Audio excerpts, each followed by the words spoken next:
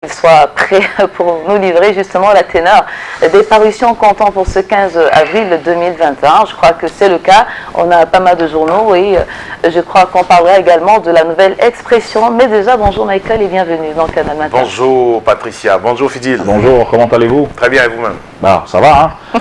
Alors, les journaux, comment vont-ils? Bah, ils vont très bien ce matin, on en a assez, cette publication pour ce jeudi.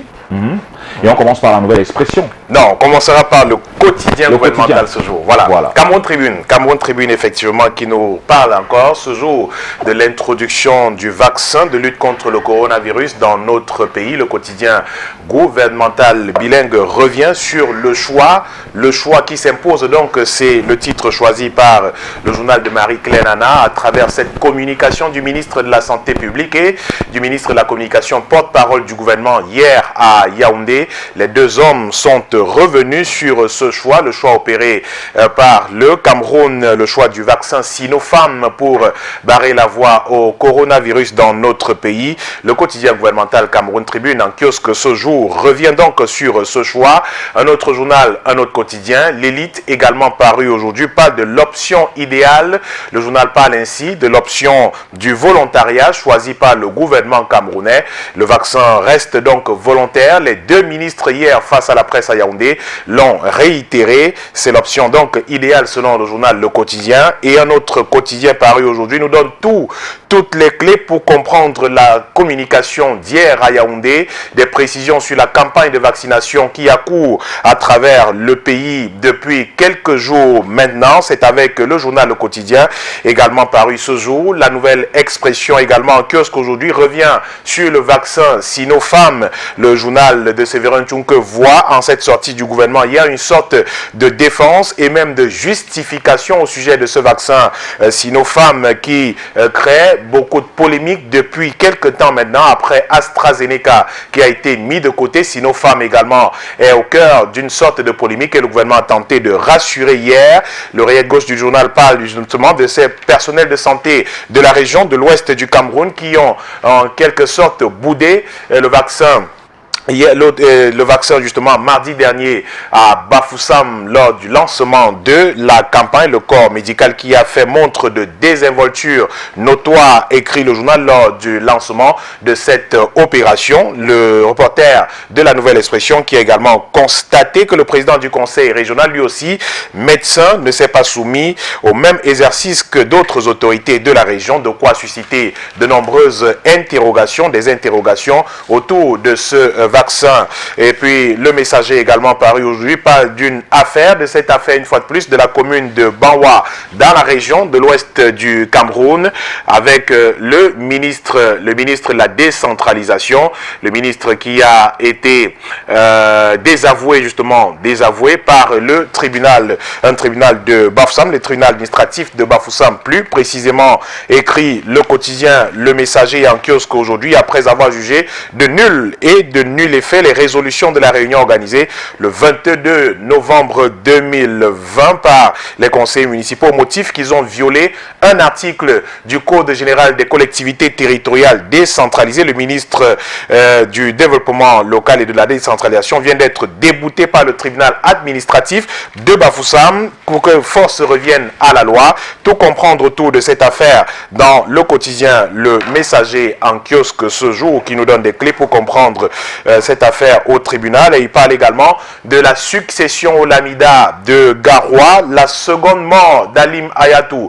Nous annonce le quotidien Le Messager aujourd'hui qui parle des tractations en cours en ce moment avec des prétendants au titre de l'Amido de Garoua qui déposent les dossiers de candidature, à la préfecture avant l'élection de l'illustre suzerain, toutes choses qui sont aux antipodes de la tradition Fulbé, écrit le quotidien Le Messager en kiosque aujourd'hui. Le Financier d'Afrique est également paru ce jour et nous donne des signaux monétaires qui sont au vert en zone CEMAC selon la Banque des États de l'Afrique centrale.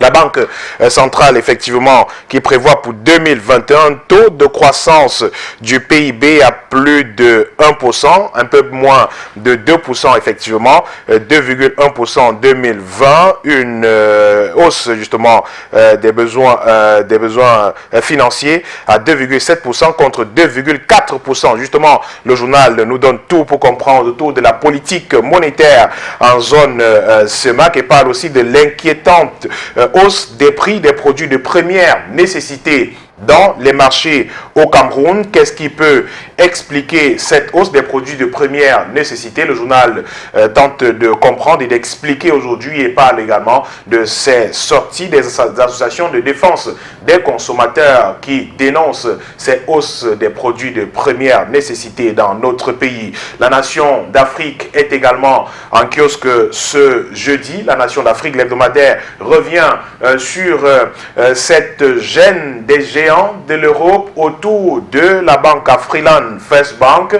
Afriland First Bank qui fait l'objet, selon le journal La Nation d'Afrique, de cabales des géants d'Europe, notamment en République démocratique du Congo. Les non-dits des soupçons de blanchiment d'argent sur les activités de la filiale congolaise de la Banque du Camerounais. Le docteur Paul Fokam Kamonye a retrouvé dans le journal La Nation d'Afrique aujourd'hui qui parle d'un montage, un montage de toutes pièces par certains géants d'Europe qui voient mal la banque africaine Afriland First Bank, qui fait la fierté de l'Afrique depuis quelque temps, se déployer sur le continent. Et ils ont tout fait, ils ont tout mis en jeu finalement pour casser les pieds à cette banque Afriland First Bank. Tout ce qui a été dit autour des affaires de blanchiment d'argent n'était finalement qu'un montage total pour casser les pieds, justement. Écrit donc, insiste le journal La Nation d'Afrique, à Afriland First Bank. Le Guardian Post est également en kiosque ce jour. Le Guardian Post qui donne la parole au consul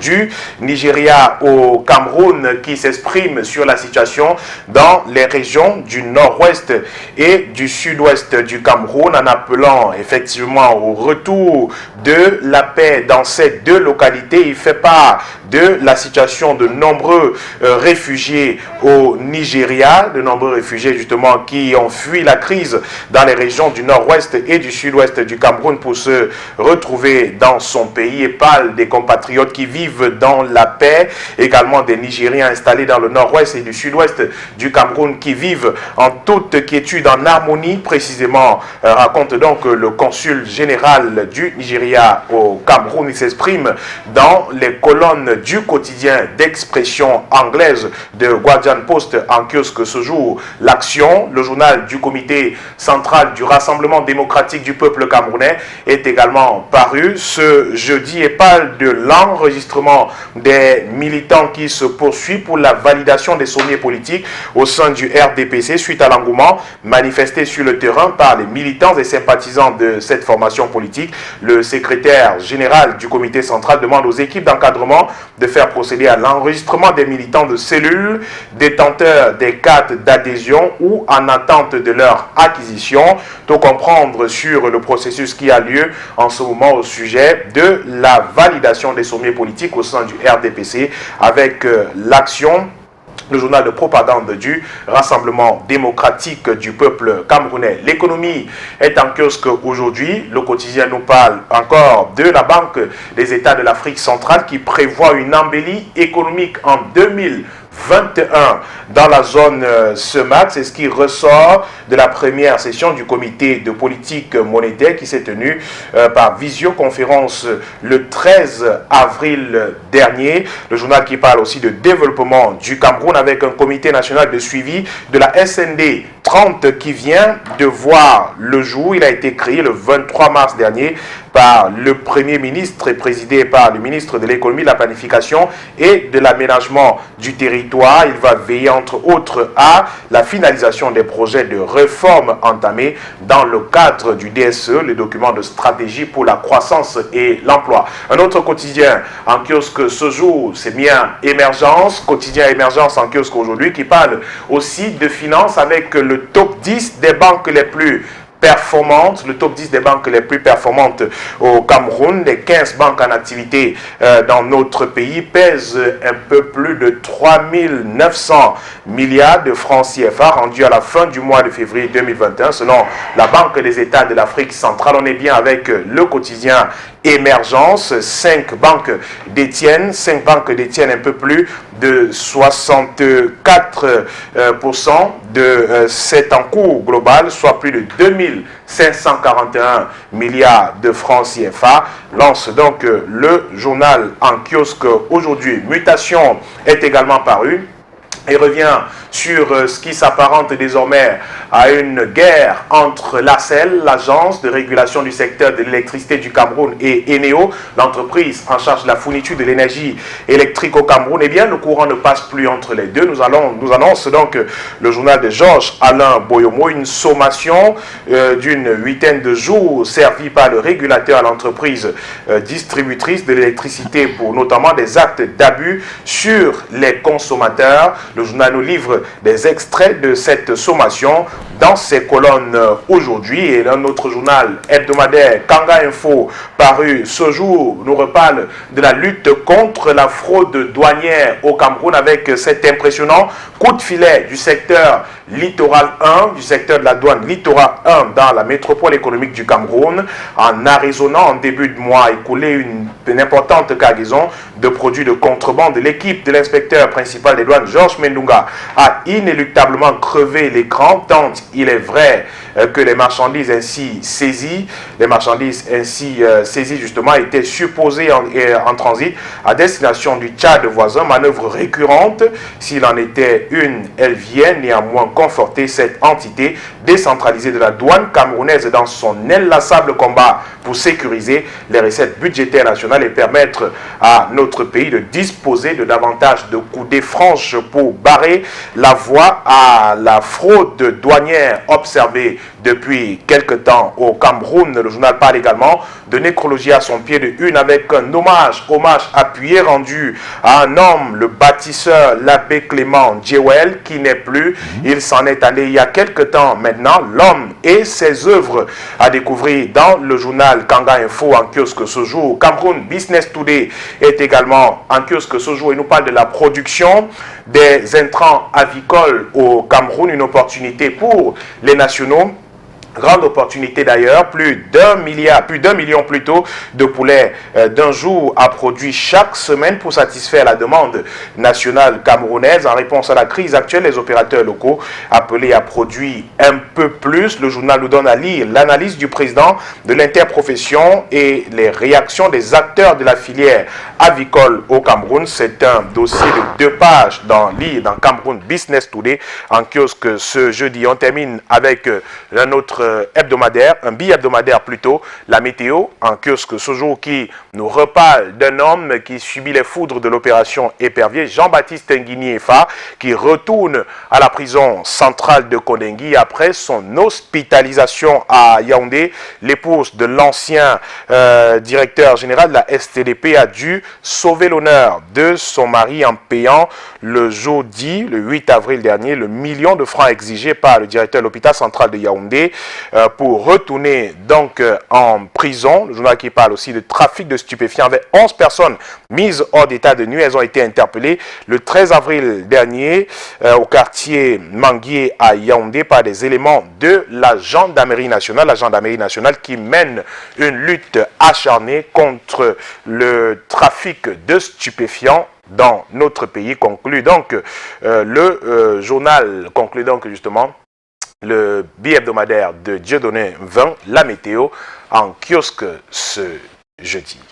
Merci beaucoup Michael, on va remettre à demain pour une autre édition de la revue de presse, toujours dans votre cocon matinal adoré Canal Matin sur Canal 2 International. En attendant, votre avis compte sur ce phénomène de société.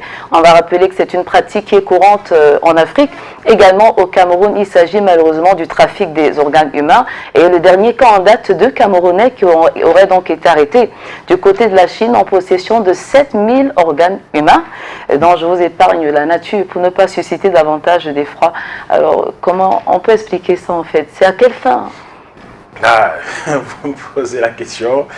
Je Je n'en ai jamais trafiqué, je ne sais pas comment ça se passe d'ailleurs, donc je ne sais pas pourquoi est-ce qu'ils font, mais force est de constater, vous l'avez dit, que c'est un phénomène qui prend de l'ampleur dans notre pays, notamment, trafic d'ossements humains, en l'occurrence, avec des exhumations de corps. On voit de jeunes qui se livrent à cette pratique, notamment dans une partie de notre pays, pas pour dire que les autres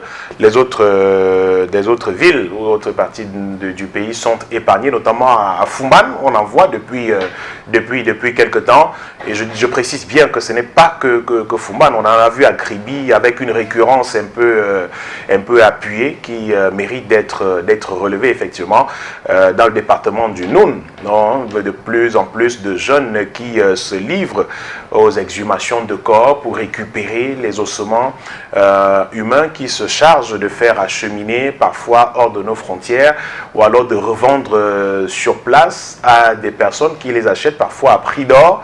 Mais pourquoi faire? Honnêtement, je ne saurais répondre à cette question, mais tout simplement, je constate avec vous que la pratique monte en puissance malgré des arrestations quotidiennes. On en trouve avec des gens avec de petits sacs qui ont des crânes humains, des ossements humains et bien d'autres qui se sont chargés de creuser des tombes pour les retirer et les revendre. Si vous voyez des gens qui se livrent à des actes si difficiles, c'est-à-dire qu'on arrivait à creuser une tombe pour enlever des ossements humains. Il faut avoir du cœur. Hein. Ouais, il faut avoir du cœur d'abord, et ce qu'ils en gagnent certainement beaucoup. Ouais, parce que quand vous entendez l'évaluation, les montants et tout, ils vous disent non, on devait revendre à 20 millions, à 30 millions de revendre. C'est-à-dire qu'ils ont des clients en face qui leur proposent des montants, qui leur disent par exemple, écoutez, si vous m'apportez tel nombre d'ossements humains, je ne sais pas, telle partie du corps et autres, vous percevrez la somme de tel.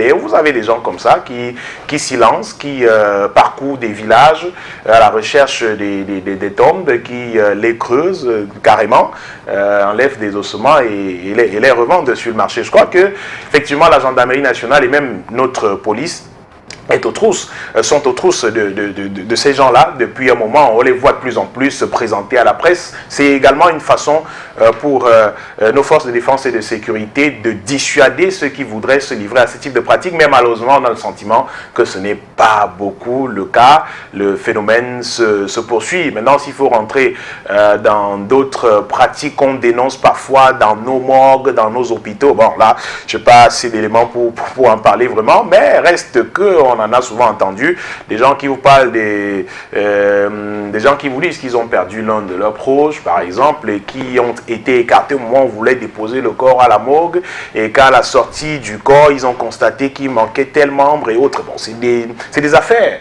c'est des affaires dont on entend parler de plus en plus. D'autres éclatent parfois au grand jour avec des problèmes avec des hôpitaux, des morgues et tout ça.